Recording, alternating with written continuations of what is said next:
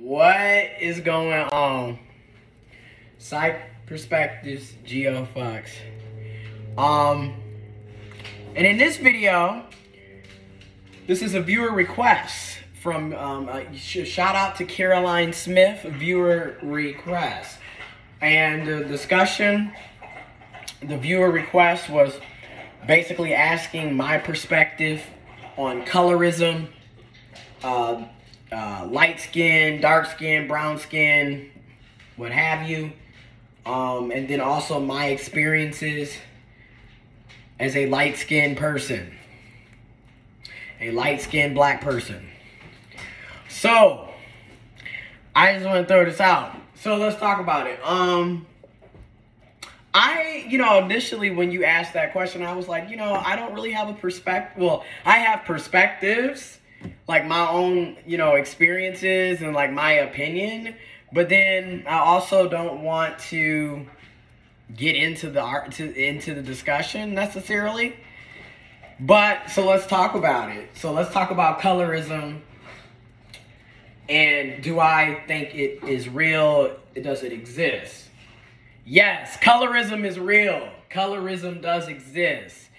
Colorism is really brought out of white supremacy.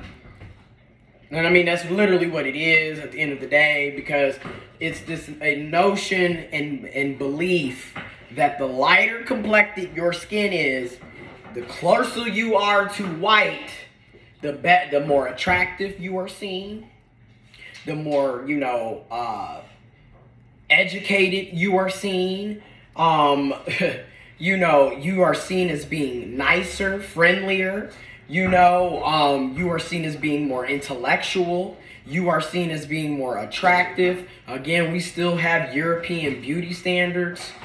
Okay? Now, have things changed? Things have changed. Things do change. Things have changed, right? But I believe that colorism exists. And there is light skin privilege. And we're done with that video, right? No, but there is light skin privilege, and I don't know if I've personally benefited, but I do believe that there is light skin privilege. And I have a very, different, nuanced perspective on this because, again, I've had the privileges, I guess, if you want to say, being born intersex and then living as a woman. They had me, I'm a trans man, so my previous experience was as a woman, and I was a light-skinned woman. And I keep saying I'm going to somehow get back on my old Facebook, but I don't remember my password. So I'm going to try because there's a lot of pictures on there. I had deactivated that account and I have so many pictures on there that I would like to get back, because it's some of them are family, friends, and really special memories that I'm going to get and put on a USB drive, and then eventually get them put up, certain pictures put up, blew up into actual nice size pics in real life, get some printed out, have a little, picture book, what have you. Anyways, so I lived as a light-skinned woman who was a light-skinned girl, right? So, and it was odd because I was always the tomboy. So for me, it was just always odd because I was a tomboy. So it was yeah, you're light skinned, but I was a tomboy who had ADHD, who was autistic, who had a lot going on. So I didn't necessarily get she's the pretty girl, or the perception that the light skinned girls are supposed to be pretty and everybody likes them and blah, blah, blah. I didn't have that experience. So that's what I mean by on an individual level. It's very important when we talk about things, we frame it correctly. on an individual level, I didn't benefit, but on a macro level, collectively, we see it every day. Light skin, the lighter the skin, or people, even in the black community, people who are perceived to be mixed, biracial, you know, have multiple races, multiple ethnicities, cultures going there, especially if they are perceived to be mixed with white or Native American. I've noticed this in the black community. These are things that people would just hype up. Oh, well, da-da-da-da is mixed, and da-da-da-da got pretty hair, and da-da-da-da got green eyes, and da-da-da-da, and that was literally colorism. That's colorism. Because again, it's this notion that the lighter you are, you're supposed to have so-called good hair, which all hair is good hair. It's about how you take care of your damn head, okay? But again, the notion was, you know, light skin with pretty eyes and curly hair. That was the notion. And that was always seen. Now, I also want to talk about how gender plays a role in this, right? Because like I said, I was raised as a light-skinned girl who was living as a light-skinned woman. And but I was always a tomboy. I was, you know, ADHD, autistic, etc., things of that nature. So I had a totally different experience on an individual level, right? Like I was getting picked on and made fun of nonstop for having big eyes. But that's just it. I was being picked on because I had big eyes, not because I was light-skinned. And that's where, when you hear, in my opinion, when I hear light-skinned people, other light-skinned folks, coming up and being like, well, we were bullied because we were light-skinned. I don't think we were being bullied because we were light-skinned, bro. Okay? I know I was being bullied because I had big eyes. I still have big eyes. There's nothing I can do about them. Plus, I have Graves' disease. So, but,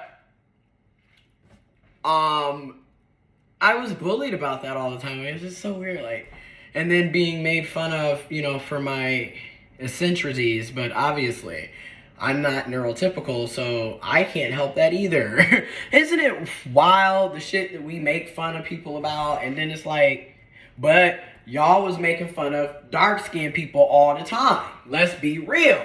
People, growing up, you would hear the most colorist, anti-black rhetoric from black folks, and you still hear it from black folks. People would literally be at school roasting, aka making fun of, joking at someone else's expense, making fun of people because they were dark-skinned, making fun of people because they had coarser or thicker hair, making fun, I mean, just, and then like I said, especially the dark-skinned black girls, they were made fun of a lot just because they were dark-skinned. And I'm a millennial. I guess you would say I'm an older millennial now because I'm 29. I will be 30, Lord willing, in October of this year. So in my day and age, when I was, you know, we talking about 15 years ago at this day and age, at this point, you feel me? I mean, yeah, 15 years ago, I was in 9th grade. I was in 9th grade. Can you believe that? That is wild. But, yeah, during that time, people was getting made fun of because they were dark-skinned. It is, you know, that's what was going on. And it was colorism. And it is colorism. Okay, and then again, the gender dynamics. So, like, this is where colorism is real, but the gender also plays a role, because, for example, dark-skinned men have always been seen as strong, masculine, tough, domineering, tall, dark, and handsome.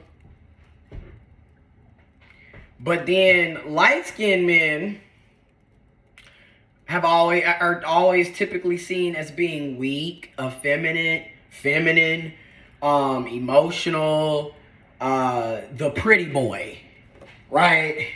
So it's like, okay, but if you're a light-skinned woman, oh, that's the pretty girl. Oh my God. And then even within the black community, like I said, colorism exists here.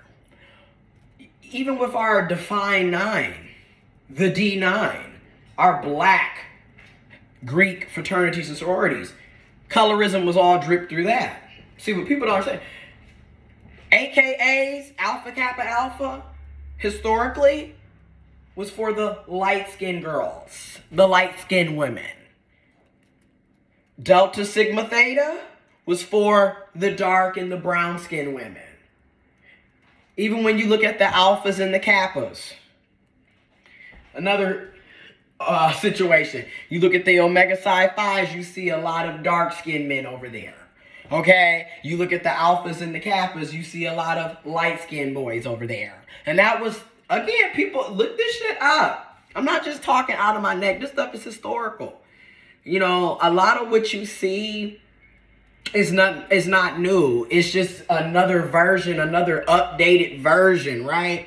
It's just another version for this day and age, this time period, this era.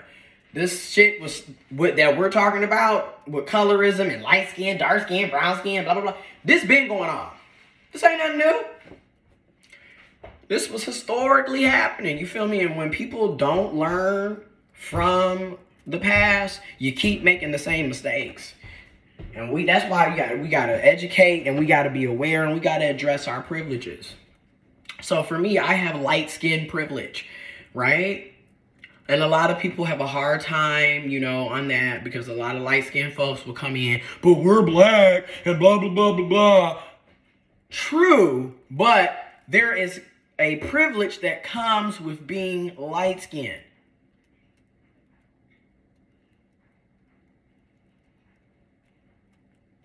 And then another thing is in the black community, it's just this whole, again, fetishizing of it all, you know. But again, gender plays a different perspective and role in it. And then the negatives to that of being dark skinned too is the negative stereotypes that come with it. You know, so on one side, oh, you're strong and you're masculine, but you're also seen as aggressive and violent. Meanwhile, the light-skinned guy is seen as more approachable, more docile. Like I said, he's weak. He's, you know, that's the stereotypes, right? And then again, to the dark-skinned woman, she's seen as aggressive, mean, always has an attitude, which is also just genuinely the stereotype of black women and girls, black feminine folks. But again, when the person is dark-skinned, a dark-skinned woman, okay? So it's just stuff like that. Like, this stuff has been going on. Like, none of this is new. Colorism exists. Colorism is real. And again, it's built, it's brought out of, it's birthed out of white supremacy. It is what it is. Information will be in the description box below. Okay? And then what's so wild about it, and again, share your sources, share your perspectives, share your information. How do you feel? Do you feel that colorism is real? Do you feel like it's fake? Do you not have an opinion? Do you think light skin, dark skin, brown skin? Like, what is your take? And then now I'm about to bring in how I really feel about a lot of this shit. To me, it's stupid as hell, because at the end of the day, we're black. And like I said, you can do all of this, I'm da-da-da-da-da, but like I said, you're black. And there's nothing wrong with being black. Okay? There's nothing wrong with being black. And there's nothing wrong with being white, being, you know, Hispanic, Latino, Asian, Native American, indigenous. There's nothing wrong with any of that. What the problem is hating each other because your skin color is a different skin color or a different shade or a different hue, because somebody has a different eye color, or because somebody has curlier hair or tighter coily hair. That's what's wrong when you're sitting up here putting the hierarchy and talking about this person's better, because that's the problem. But all of this is a social construction that has real life implications, because we all give it the power to have real life implications.